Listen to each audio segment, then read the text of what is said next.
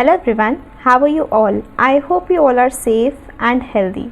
So in this video we are going to cover up the next 10 MCQs, that is from question number 71 to question number 80. So let's begin. Question number 71. Okay, what's happening? I didn't do anything. Okay. Question number 71. Mannat Company LLC, a company incorporated outside India, proposes to establish a place of business in India through electronic mode. Okay, so there is a company which is company incorporated outside India. It proposes to establish a place of business in India, which means they want to enter the Indian market. Now we see the company has been incorporated outside India and has a place of business in India through an electronic mode, which means it is a foreign company. Okay. Mannat Company LLC issued a prospectus to the citizens of India for subscription of Mannat Company securities. Mannat Company LLC has been into business for more than 2 years since the company received the commencement of business certificate. So the company is into existence for a period of more than 2 years now.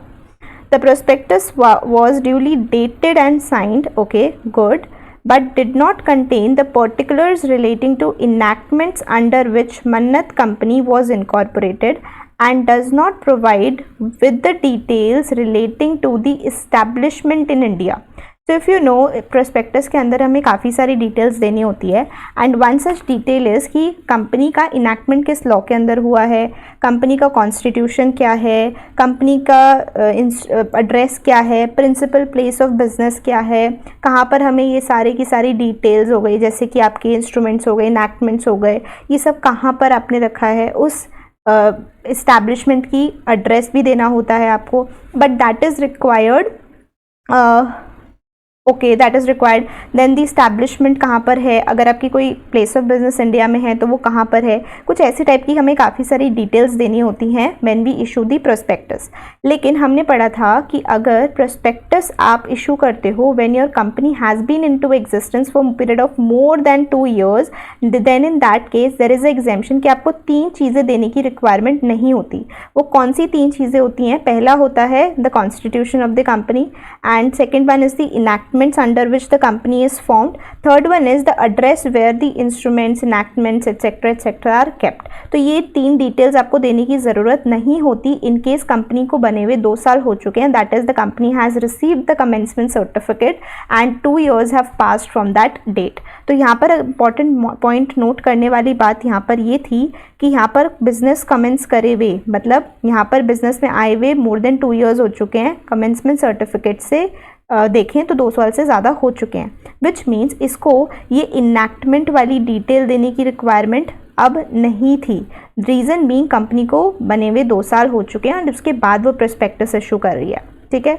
Now second point इसमें इन्होंने बोला था कि उन्होंने कोई establishment से related detail नहीं दी कि उनकी इस्टेब्लिशमेंट कहाँ पर है इंडिया में. तो ये डिटेल आपको तभी देनी होती है जब इंडिया के अंदर कोई इस्टेब्लिशमेंट होती है, अदरवाइज इट्स नॉट रिक्वायर्ड. तो इफ़ एनी वर्ड वहाँ पर मेंशन था, so that is why establishment की detail will be required only if it is there. Now you are as a pursuing chartered accountant are required to examine the validity of prospectus issued by Mannat Company LLC. Okay, so yes, the prospectus issued is valid in law as it duly dated and signed. Okay, no, the prospectus issued is invalid in law as it does not contain the particulars relating to enactments under which the Mannat Company was incorporated. No, enactments उसको देने की ज़रूरत नहीं थी. No, the prospectus issued is invalid in law as Mannat Company LLC does not have a place of business in India. No, ऐसा ज़रूरी नहीं है. No, the prospectus issued is invalid in law as it does not contain the particulars with respect to any establishment of a place of business in India. But यहाँ पर एक word, 2 words important missing है, which is if any. उन्होंने जब options का answers दिए ना पीछे, तब उन्होंने ये वर्ड डाल दिया, बट यहाँ वो देना भूल गए हैं. एंड सेक्शन के अंदर भी वर्ड्स इफ़ एनी मेंशन्ड हैं. तो यहाँ पर आपका ये ऑप्शन बिल्कुल सही हो जाएगा कि अगर आपने कोई भी प्लेस ऑफ बिजनेस इंडिया के अंदर इस्टेब्लिश किया है, then in that case you have to give those particulars in your prospectus. Okay, so यहाँ पर आपने ये नहीं दिया, that is why the prospectus becomes invalid. Otherwise dated था, साइंड था, बाकी सब चीज़ें सही थी. ठीक है. So the correct answer in this case is D. Let's move on to the next question, question number 72. Akar solar energy private limited, okay, तो प्राइवेट लिमिटेड का केस है, was allowed the status of a dormant company after a certificate to this effect was issued on 1st of July 2018 by the Registrar of Companies, Delhi, Haryana. Mention the latest date after which the registrar is empowered to initiate the process of striking of the name of the company if Akar solar energy continues to remain a dormant company. अगर कोई company dormant company ही रहती है for a period of consecutively 5 years, then in that case ROC can initiate the process of removing or striking of the name of the company. So यहाँ पर देखें तो it was issued on this, तो 1 जुलाई से आप इसमें 5 years add कर दो। अगर 5 consecutive years तक ये डोरमेंट कंपनी रहेगी तो इसका नेम स्ट्राइक ऑफ हो सकता है। सो इस केस में जुलाई 2018 है ना, 2019, 20, 21, 22, 23, तो 30th June 2023 is the correct answer. Okay, let's move on to the next question. Question number 73. Nani Marcons Private Limited है, was incorporated on 9th of June 2017. For the financial year 17-18, it did not file its financial statements and annual returns. Okay, so for 17-18, the company did not file its financial statements under section 137 and annual returns under section 92. For the time being, the company desires to be treated as an inactive company since it does not intend to carry on any business permitted by its memorandum as to when ROC can issue the certificate of status of dormant company to Nani Marcons on the basis of non-submission of financial statements if the company makes an application to the registrar. तो हमें पता है कि अगर आप consecutively 2 years तक अपने financial statements या annual returns को फाइल नहीं करते, then that case you can be called as the dormant company or you become the dormant company. तो यहाँ पर since आपने 17-18 के अभी तक फाइल नहीं किए, तो अगर आप एक और साल के फाइल नहीं करोगे तो dormant company बन जाओगे। So after the non-submission of financial statements for the 2 financial years, that is 18-19 and 19-20, no, आपको सिर्फ एक और का नॉन कंप्लायंस करना है क्योंकि आप ऑलरेडी 17-18 में फाइल नहीं कर चुके हो, तो एक ही साल और मत करो, फिर आपका नॉन कंप्लायंस हो जाएगा and you will be a dormant company. Let's check the second option, after non submission of financial statements for the next financial year, that is 18-19, बिल्कुल ठीक है। तो इस केस में आपका ये भी आ जाएगा, यही करेक्ट ऑप्शन है। Next option is after non-submission of financial statements for the 3 financial years, no. For the 4 financial years, that is also incorrect. Okay, so let's move on to the next question, question number 74. Mr. Rudra, an employee of the company, filed a complaint against the company for illegal issue and transfer of securities before the special court. So Rudra एक employee है, इसने क्या किया, complaint file की है company के against for the illegal issue and transfer of securities, किसके सामने, special court. State the correct basis for rejection of the said complaint. अब बताओ इस केस में इस कंप्लेंट रिजेक्ट क्यों हुई होगी। तो आपको पता है कि जो ये कंप्लेंट है कौन फाइल कर सकता था, ये कंप्लेंट फाइल की जा सकती थी बाय द ROC या फिर कोई शेयर होल्डर या फिर कोई भी कंपनी का मेंबर या फिर कोई भी सेंट्रल गवर्नमेंट ने अगर किसी पर्सन को ऑथराइज किया इस रिगार्ड में तो वो। और अगर बात करें ट्रांसफ़र ऑफ सिक्योरिटीज़ और पेमेंट ऑफ डिविडेंड के केस में सेबी भी आपका अप्लाई कर सकता था, कंप्लेंट फाइल कर सकता था, है ना। अब यहाँ पर सिंस ये बंदा एम्प्लॉय है तो इसीलिए इसकी एप्लीकेशन क्या हो गई होगी, reject. So this is a non cognizable offence, so out of jurisdiction of special court नहीं। The court is barred to entertain such complaint as it is out of jurisdiction, no. Employee is not a competent person to file the complaint against the company for an offence relating to issue and transfer of securities, बिल्कुल ठीक, क्योंकि ये competent person नहीं है। Next is complaint can be filed by the registrar, shareholder, member or a person authorized by the central government in respect to the same.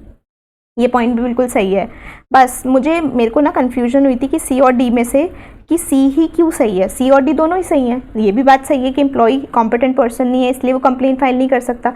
Similarly complaint वही लोग file कर सकते हैं तो जो इस वाले पॉइंट में लिख रखे हैं, तो ये भी सही होना चाहिए था। But the most appropriate answer in this case is going to be this. First reason कि यहाँ पे पूछा था इसकी रिजेक्ट क्यों हुई, इसलिए रिजेक्ट हुई because is a not competent person. Thirdly second point आप इसमें ये कह सकते हो यहाँ पर आपका सेबी मेंशन नहीं है, तो मे बी इस वजह से भी हम इस ऑप्शन को करेक्ट नहीं मान रहे, अदरवाइज ये ऑप्शन भी कहीं ना कहीं करेक्ट है। अगर यहाँ पे सी ऑप्शन नहीं दिया होता ना तो डी आपका सही आंसर हो जाता। ठीक है। So we have to select the most appropriate also, so that is why हम इसमें सी ऑप्शन को सही मानेंगे। ठीक है, चलो let's move on to the next question, question number 75। Mr. A, B, C, D, E are the directors of Elite Limited, a public company. The board of directors of Elite Limited conducted 5 board meetings in the financial year 1920, wherein Mr. A, C, D have attended all the board meetings. Very good. Mr. B has attended 4 meetings out of 5, and whereas Mr. E failed to attend all the board meetings. ओहो, यहाँ पर आपका क्या हो गया, vacation of office हो गया। क्यों? क्योंकि आपने एक भी बोर्ड मीटिंग अटेंड नहीं करी। Mr. E has not vacated the office of the director of Elite Limited. You are required to choose the correct option as to the consequences in this case. Since you were required, तो आपको क्या होगा, आपको punishment मिलेगी, आपके लिए imprisonment है। तो क्या इसकी पनिशमेंट इम्प्रिजनमेंट वगैरह क्या होता था, तो इसमें मिनिमम फाइन होता था आपका 1 लाख रुपीज़ का। इसमें मिनिमम फाइन होता था 1 लाख रुपीज़ का, which is extendable up to 5 lakhs. या फिर आपको क्या हो सकता है, या फिर आपको इम्प्रिजनमेंट हो सकती है, which can be up to 1 year, या फिर इन दोनों में से दोनों ही हो सकते हैं। ठीक है, तो there is a condition, there is a मतलब ऑप्शन टाइप है कि या तो आपको क्या हो जाएगा 1 लाख से 5 लाख का फाइन लग जाएगा, या इम्प्रिजनमेंट हो जाएगी 1 साल की up to 1 year, not exactly 1 साल से कम भी हो सकते हैं, बट अप टू 1 ईयर, या फिर बोथ। अब इस केस में देखते हैं क्या ऑप्शंस दिए हैं। Mister E shall be punishable with imprisonment up to 1 year और minimum fine 1 lakh, extendable up to 5 lakhs और विद बोथ। बिल्कुल ठीक है। Let's see the next option. अभी तक तो यही सही है। नेक्स्ट ऑप्शन है Mister E shall be punishable with imprisonment up to 1 year, ठीक है, या फिर मिनिमम फाइन 25,000 एक्सटेंडेबल, तो यहाँ पर गलती हो गई। Mister E shall be punishable, mister E is punishable with a trial if special court thinks fit to conduct the trial in a summary way of such an offense। देखो यहाँ पर एक कैच आ गया। समरी वे की बात, summary trial की बात करें, समरी ट्रायल के प्रोविजंस के अंदर क्या लिखा हुआ है कि अगर आपकी जो इम्प्रिजनमेंट है वो less than equal to 3 years की है, तो उस केस में समरी ट्रायल हो सकता है, एंड आपको जो मैक्सिमम इम्प्रिजनमेंट होगी वो अप टू 1 ईयर की मैक्सिमम इम्प्रिजनमेंट होगी, है ना। तो यहाँ पर ये वाली चीज़ भी, आपके ये वाले प्रोविजंस भी बिल्कुल एप्लीकेबल हो रहे हैं। समरी ट्रायल भी हो सकता था क्योंकि इम्प्रिजनमेंट का जो ईयर है, टेन्योर है, वो that is less than 3 years. So इस केस में आपका नेक्स्ट ऑप्शन क्या है, Mister E is punishable only with the imprisonment up to 1 year, तो ये भी गलत है। सो करेक्ट आपके इसमें 2 ऑप्शन हो रहे हैं। इस केस में ये वाला भी सही है एंड फर्स्ट ऑप्शन इज तो obviously correct. So first and third options are correct. तो let's check first and third, तो फर्स्ट एंड थर्ड आपका सही है। ठीक है। सो ऐसे वाले क्वेश्चंस में हमेशा चेक करना पड़ जाता है सारे के सारे पॉइंट्स, हम किसी भी पॉइंट को स्किप नहीं कर सकते रीड करने से, क्योंकि जब आपको यहाँ पर ऐसे ऑप्शंस दिए होते हैं ना 1 3 2 3, तो ऑब्वियसली बात है आपको सारे चेक करने पड़ेंगे, and then only you can decide कि कौन सा वाला सही है, right. Let's move on to the next question, question number 76। The Registrar of Companies ROC Mumbai has moved an application under section 272 of the Companies Act 2013 to the tribunal for winding up of Yodha Company Limited. The application has been pending before the tribunal. The tribunal, considering the best interest of the parties to the application, has referred the matter of proceeding pending before it to the mediation and conciliation panel formed under section 422 of the Companies Act 2013. Okay. You are required to state whether the tribunal can refer the proceeding pending before it to mediation and conciliation panel considering the provisions of companies act 2013। तो यहाँ पर अगर हम बात करें तो tribunal क्या कर सकता है, ट्रिब्यूनल चाहे तो कोई भी मैटर, जो भी प्रोसीडिंग्स वगैरह हैं, उनको डेफिनेटली वो मीडिएशन काउंसिलेशन पैनल तक को सुओ मोटो रेफर कर सकता है। तो इसमें कोई दिक्कत वाली बात है क्या? No, there is no issue, definitely the tribunal has the power. Now इधर देखते हैं, let's see what options they have given. The tribunal can suo moto refer to any matter pertaining to such proceedings to mediation conciliation, बिल्कुल ठीक है। Can not suo moto, can not suo moto, can suo moto, तो can not वाले तो आपके वैसे ही गलत हो गए।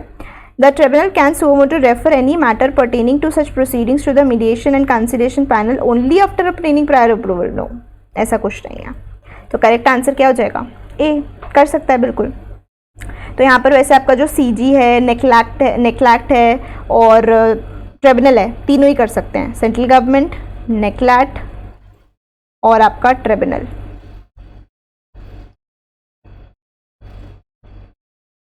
ठीक है, तो यहाँ पर तीनों ही कर सकते थे, कोई दिक्कत नहीं है। Let's move on to the next question. Question number 77. RIA Company Limited incorporated under the Companies Act 2013 has made political contributions amounting to 1 lakh to a political party registered under Section 29A of the Representation of People Act 1951. तो section क्या होता था political parties को contribution करने के लिए? Section 182. The statutory auditor of the company while reviewing the area of donations made to political party came across this transaction and found that no proper board resolution, देखो board resolution तो पास करना चाहिए था ना, amount कितना भी हो सकता था but board resolution is required, authorizing the donation was made. तो कोई board resolution अगर आपने नहीं पास किया तो क्या आप contribution कर सकते थे? No. Accordingly, the directors of the company will face the punishment of imprisonment up to 6 months and with a fine up to 5 times the amount of contributions so made. You are required to examine that under which of the following category of the offence conducted by the directors will fall considering the provisions of Companies Act 2013. Okay, so यहाँ पर हमसे पूछ रहे हैं कि compoundable, cognizable, non cognizable वाला हमारा concept test कर रहे हैं। तो आपके जो भी नॉन कंपाउंडेबल ऑफेंसेस होते हैं, नॉन कंपाउंडेबल ऑफेंसेस कौन से होते हैं? वो वाले ऑफेंसेस जिसमें इम्प्रिजनमेंट पक्की है, या तो आपका सेक्शन में प्रोविजंस के हिसाब से इम्प्रिजनमेंट ही मिल रही है या फिर imprisonment as well as fine applicable है। तो इम्प्रिजनमेंट जब कंपल्सरीली होती है ना, तो उस केस में वो ऑफेंस होता है नॉन कंपाउंडेबल। वहीं अगर मैं बात करूँ नॉन कॉग्निजेबल की, तो नॉन कॉग्निजेबल का मतलब होता है कि जो पुलिस ऑफिसर है वो बिना अरेस्ट वारंट के आपको अरेस्ट नहीं कर सकता। तो arrest warrant is always required in case of non cognizable offence. Non cognizable offences कौन से होते हैं? तो कंपनीज एक्ट के जितने भी आपके ऑफेंसेस हैं, कंपनीज एक्ट के जितने भी ऑफेंसेस हैं वो आपके नॉन कॉग्निजेबल ऑफेंसेस हैं, वो आपके नॉन कॉग्निजेबल ऑफेंसेस हैं एक्सेप्ट वन कौन सा? जो सेक्शन 212 दैट इज SFIO वाला जो सेक्शन है ना, जो हमने इंस्पेक्शन इंक्वायरी इन्वेस्टिगेशन चैप्टर में पढ़ा है, SFIO वाला सेक्शन, इसके अंदर अगर आपका कोई भी डिफ़ॉल्ट होता है और आपको कोई भी ऑफेंस होता है तो उस केस में कॉग्निजेबल ऑफेंस है बेसिकली वो, क्योंकि फ्रॉड वाला है तो वहाँ पर बिना अरेस्ट वारंट के भी अरेस्ट किया जा सकता है।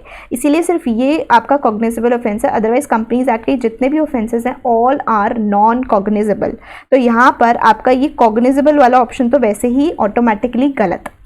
ठीक है, अब ये जो डिफ़ॉल्ट किया है ये कंपनीज एक्ट का ही है, तो definitely it is a non cognizable offence. And दूसरी चीज़ यहाँ पर अगर आपने नोटिस की हो तो ये आपका कंपाउंडेबल ऑफेंस भी नहीं है, सिंस यहाँ पर आपको इम्प्रिजनमेंट जो होगी साथ साथ फाइन दिया हुआ है, मतलब आपको इम्प्रिजनमेंट तो फेस करनी ही पड़ेगी, इम्प्रिजनमेंट होगी which means it is a non compoundable offence. So non compoundable as well as non cognizable offence आपका ये हो जाएगा। I hope you are clear with this. Let's move on to the next question. Question number 78. The Tribunal NCLT has passed an order on 18th of December 2019 with the consent of parties involved. Okay.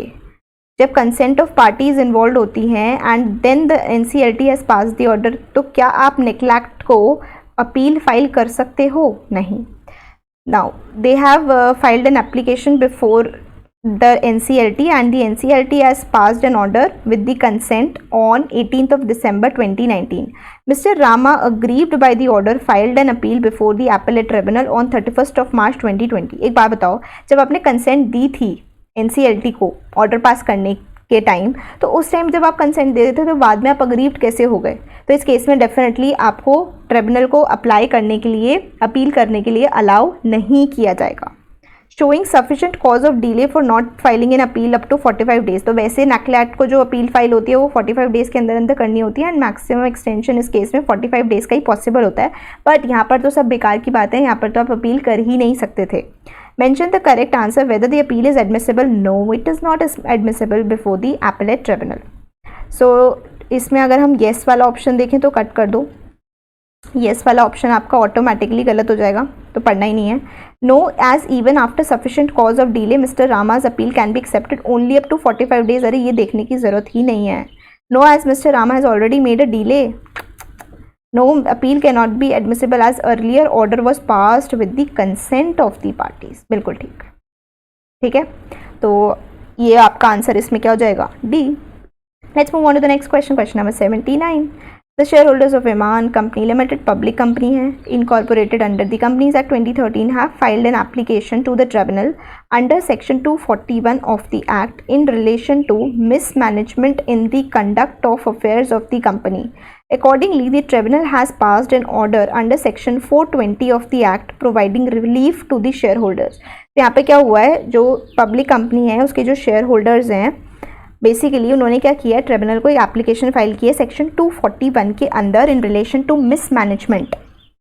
Okay, now accordingly tribunal ने क्या किया है, section 420 के अंदर relief provide करते हुए एक order pass कर दिया है. किस दिन, 28 अप्रैल 2019 को. The tribunal seeks to amend the said order passed by it. In what circumstances the tribunal would be able to amend the order and within what maximum time? तो आपको पता होगा कि जो ट्रिब्यूनल ऑर्डर पास करता है वो उसको अमेंड कर सकता है अगर मिस्टेक्स क्या हैं, अपेरेंट फ्रॉम रिकॉर्ड है, ठीक है. And this order can be rectified only within a period of 2 years from the date the order was provided.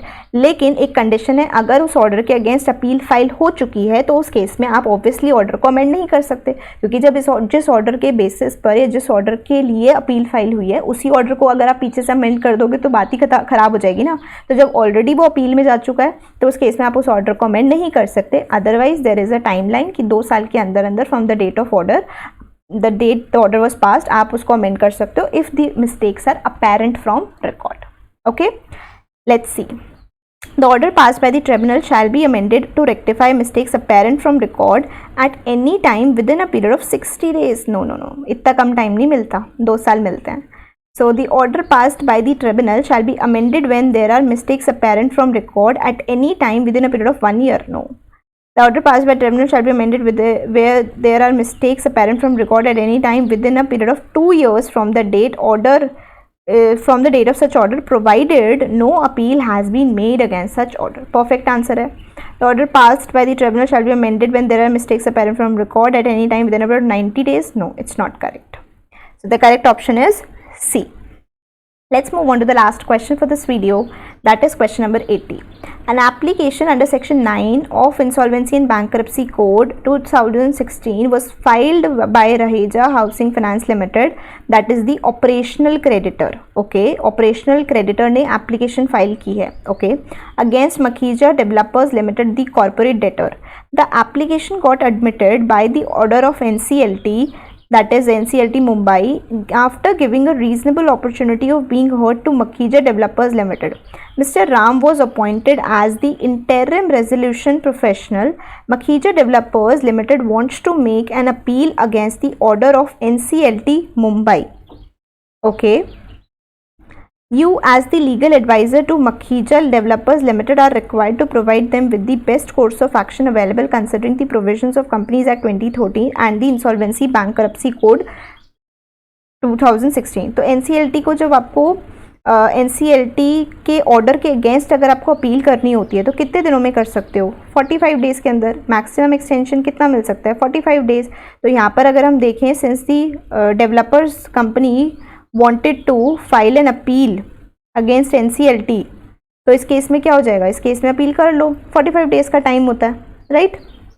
Makhija Developers cannot prefer an appeal against the order passed by NCLT Mumbai under section 9 of the Insolvency and Bankruptcy Code as interim resolution professional is already appointed. No. Makhija Developers Limited may be able to prefer an appeal against the order passed by NCLT Mumbai within a period of 45 days from the date of order of copy made available to Makhija Developers Limited. Makhija Developers Limited cannot prefer, तो गलत हो गया. May be able to prefer the appeal against the order passed by NCLT Mumbai within a period of 60 days, not 60 days. Supreme court के case में होती है 60 days की timeline, 45 days होता है NCLT को जब आपको अपील प्रेफर करनी होती है, तो उस केस में कितना टाइम होता है, 45 डेज़. ठीक है, तो करेक्ट आंसर क्या हो जाएगा, B. So yeah, that's about it. Thank you so much for watching this video, guys. If you like the video, please give it a big thumbs up, share it with your friends and subscribe to the channel in case you have done it already, in case you haven't done it already. Okay, yeah, so I'll see you in the next video. Till then, stay safe, stay healthy and stay happy. Bye bye.